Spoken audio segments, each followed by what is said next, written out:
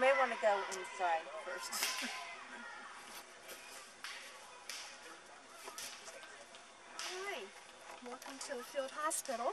What you're seeing here is a real field hospital, which you're going to find probably about a mile, mile and a half behind your battle lines.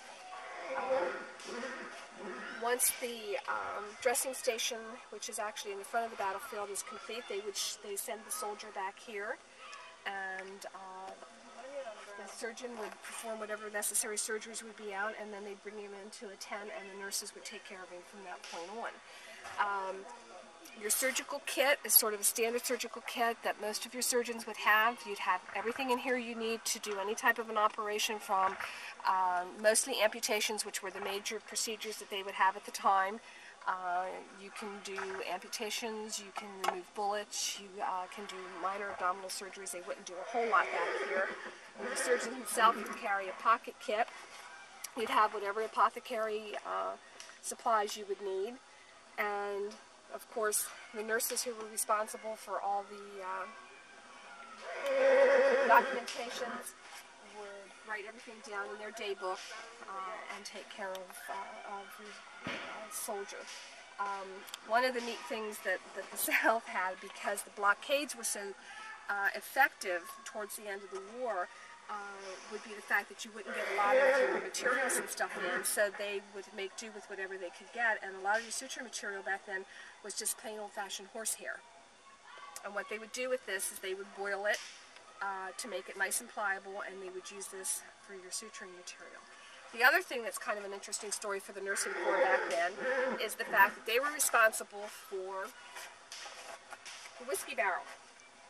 Okay, the whiskey barrel back then was a form of medication, and they would keep documents of it and give it out to the patients in the evening, and they'd have to write it in their book, and they also kept the key.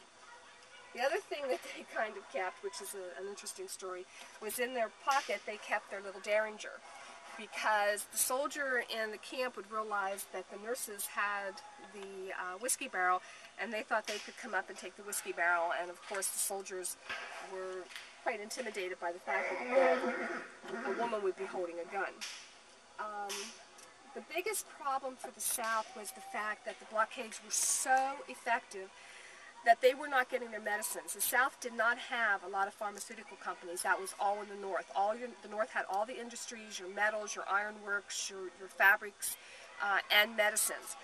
So eventually what would happen is they would run out of things, so they'd have to then go to some form of alternative medicine. And if you come outside here, you can see where we have a whole area set up that deals strictly with alternative medicines.